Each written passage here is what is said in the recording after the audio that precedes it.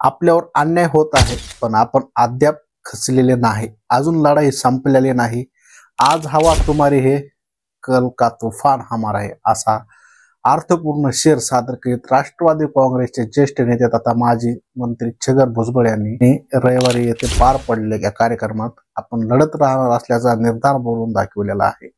छगन भुजबळ यांनी या शेरोशायरीतून नेमका कोणाला इशारा दिला याबाबत आता राजकीय वर्तुळामध्ये चांगली चर्चा रंगलेली दिसते आहे. बुलढाणा जिल्ह्यातील शेगाव येथे आयोजित राज्यस्तरीय माळी समाज उपवर व युवक युवती परिचय संमेलनात मार्गदर्शन करताना ते बोलत होते. यावेळी पोट जाती विसरून एकत्र येण्याचे आवाहन त्यांनी समाज बांधवांना केलेले आहे. ओबीसींचा दीर्घ लढा अजून संपलेला नाही, यासाठी सर्व ओबीसी समूहांनी एकत्र येण्याची गरज आहे, असे आवाहन त्यांनी केले.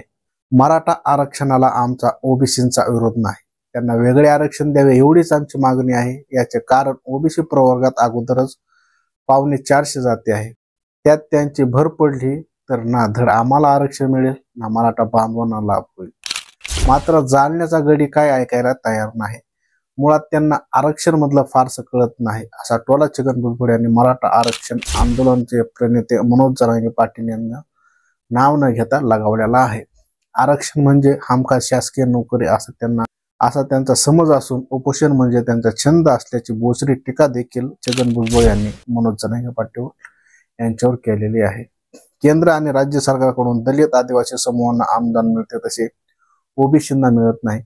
मी मराठा समाजाचा विरोध नाही, पण त्यांना वेगळे आरक्षण द्यावे एवढीच माझे म्हणणे आहे. मागील काळात मुख्यमंत्री देवेंद्र फडणवीस एकनाथ शिंदे यांनी मांडलेल्या मराठा आरक्षणाच्या ठरावांना मी पाठिंबा दिला होता, याचे स्मरणही त्यांनी यावेळी करून दिले. शासनाने जातीनिहाय जनगणना करावी अन्यथा ओबीसींची संख्या शासनाने जातीनिहाय जनगणना करावी अन्यथा ओबीसींची लोकसंख्या 54% आहे असे मानणे व जाहीर करावे, अशी रोखठोक मागणी छगन भुजबळ यांनी केली. जातनिहाय जनगणनेचा घोळ मागील अनेक वर्षापासून सुरू आहे. जेव्हा जेव्हा ओबीसींना न्यायालयात जाऊन काही मागणी केली तेव्हा तेव्हा त्याच्या विरोधात कोणी ना कोणी उभं राहिलेलं आहे. संविधानाने 8000 जातींची आदिवासी, दलित, ओपन व ओबीसी अशी वर्गवारी केलेली आहे. शासनाला काही द्यायचे असेल तर ते तुम्हाला माळी म्हणून नाही तर ओबीसी म्हणून देणार. या आधारावर आरक्षण मागायला गेले तर न्यायालय विचारतो की तुमची संख्या किती. 1933 मध्ये ब्रिटिशांनी जातीने जनगणना केली होती, त्यावेळी ओबीसींची लोकसंख्या 54% होती. आज लोकसंख्या वाढली आहे तरी आमची लोकसंख्या तेवढीच आहे असे आम्ही म्हणतो. मात्र शासनाला ते मान्य नाही. त्यामुळे जातीनिहाय जनगणना करावी यासाठी आम्ही वारंवार शासनाकडे मागणी करत असल्याचे त्यांनी या मेळाव्यामध्ये सांगितलेले आहे. आणि मनोज जरांगे यांच्यावर त्यांनी निशाणा सुद्धा साधलेला आहे.